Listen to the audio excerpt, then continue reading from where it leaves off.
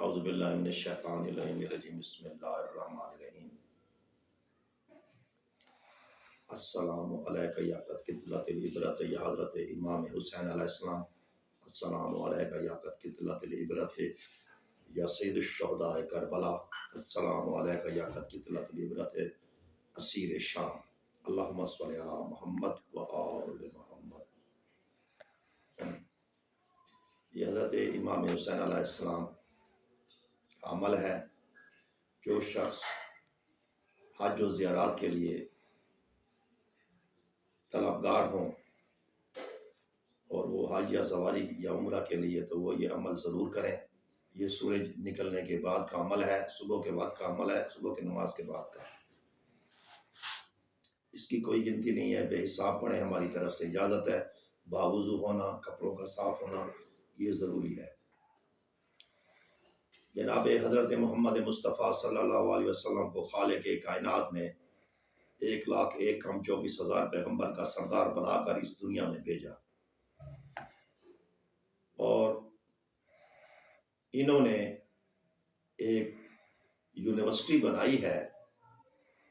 ہر school, ہر college, ہر اس کا ادارے کا ایک یونیفارم ہوتی ہے، اور ان کے اصول ہوتے ہیں کہ ہم جب بچہ داخل کریں گے وہ یہ فیس دے گا اور یہ یونیفارم پہن کے آئے گا، اور اس سے ٹیسٹ لیتے ہیں کہ آیا کہ یہ بچہ اس اسکول میں داخل ہونے کے قابل ہے، یا ہماری تعلیم کو یہ کور کر لے گا، یا ہمارے ساتھ یہ چلے گا، یا یہ نالائق ہے۔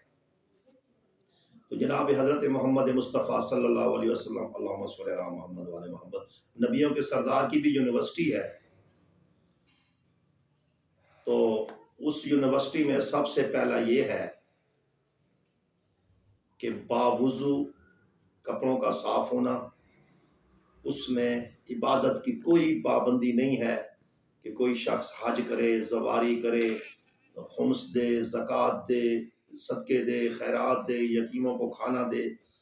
ان پہ ان کی کوئی یہ نہیں ہے کہ یہ صرف ان کو ان کی یونیورسٹی میں جو شخص داخل ہو، لیڈیز ہو، بچہ، عورت ہو، مرد ہو، بوڑھا ہو، جوان ہو، اس کا دل صاف ہونا چاہیے، اور وہ صاف نیت سے اس یونیورسٹی کے دروازے میں داخل ہو۔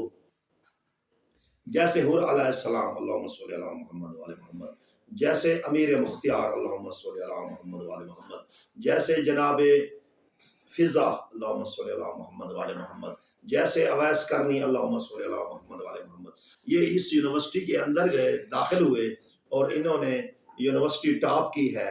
آل محمد کو انہوں نے دل سے مانا، جیسے بالول دیوانہ، جیسے حضرت میثم تمار اللہم صلی علی محمد وعلی محمد، اللہم صلی علی محمد وعلی محمد۔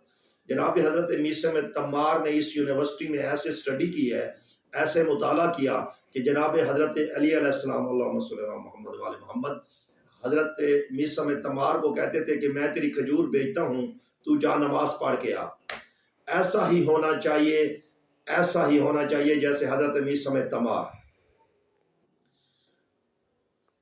پاکستان میں ایک امام بارگاہ ہے جس کا نام امیر مختار ہے، وہ لالہ موسیٰ میں ہے اللہم صلی علی محمد وعلی محمد۔ ادھر کئی عرصہ پہلے ایک معجزہ ہوا تھا۔ یہ جتنے بھی آل محمد ہیں یہ تعداد پہ خوش نہیں ہوتے کہ مجلس میں یا جلوس میں تعداد زیادہ ہو، یہ صرف نیت سے دیکھتے ہیں۔ جیسے فضا نیت سے آئی ان کی دہلیز پہ، جیسے میں پہلے بھی مثال دے چکا ہوں، جیسے سعید آیا کربلا محلہ میں اللہم صلی علی محمد وعلی محمد، جون آیا، حضرت قیس آیا اللہم صلی علی محمد وعلی محمد، اللہم صلی علی محمد وعلی محمد۔ دیکھو ان کے نصیب کہ حضرت امام حسین علیہ السلام وقت کا امام ہے، اس پہ بھی ہم درود پڑھتے ہیں، اور جب ان کا نام آ جائے شہداء کربلا کا، ان پہ بھی ہم درود پڑھتے ہیں۔ ہرناوی کے شام تک، مغرب تک یزید کی فوج کا سپہ سالار تھا، اور عشاء کے بعد حسین بادشاہ کا سپاہی بن گیا۔ ان کے پاس آنے سے نہ ان کو دولت کی ضرورت ہوتی ہے، نہ صدقہ خیرات کی، صرف ان کے در پہ جب آؤ تو خالص نیت سے آؤ، مخلص نیت سے۔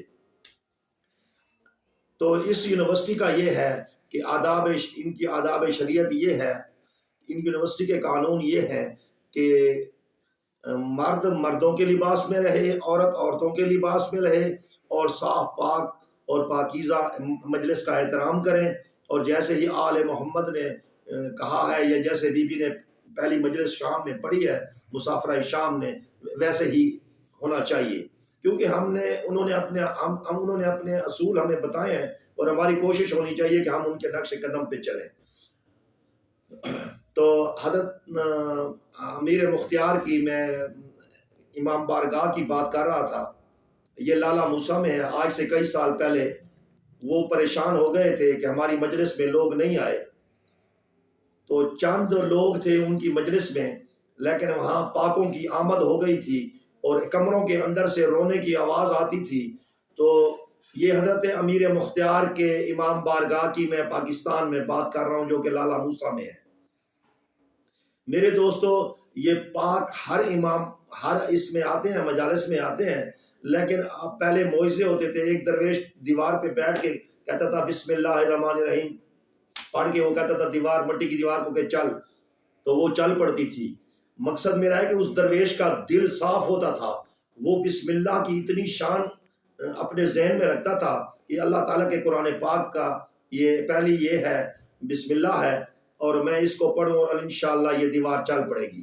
تو دوستو، مجلس میں آؤ، نیت سے آؤ، خمس دیو نیت کے ساتھ دیو، زنجیر مارو نیت کے ساتھ مارو، اور اپنی بیٹیاں، جوان بیٹیاں، ان کا پہلا سوالی جو بھی آئے رائے شریعت محمد کے حکم کے مطابق، اللہم صلی اللہ محمد وعلی محمد، ان کا رشتہ کرو، اور اپنے جوائی پہ بوجھ نہ ڈالو۔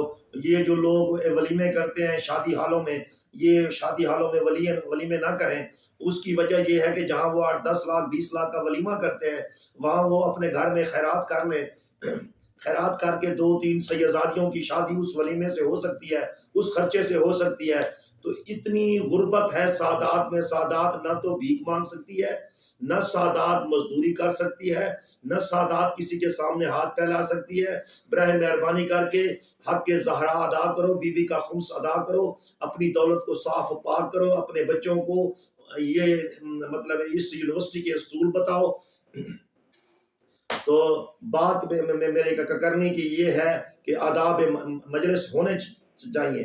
جن دنوں میں اپنے مطلب ہے کوئی عورت ہے وہ قرآن پاک کو ہاتھ نہیں لگا سکتی، ان دنوں میں اس کا کوئی حق نہیں کہ وہ مجلس میں جا کے مجلس کو سنے۔ مجلس کا سننا، پاکوں کا نام لینا اور قرآن پاک کا نام لینا، یہ ایک برابر ہے۔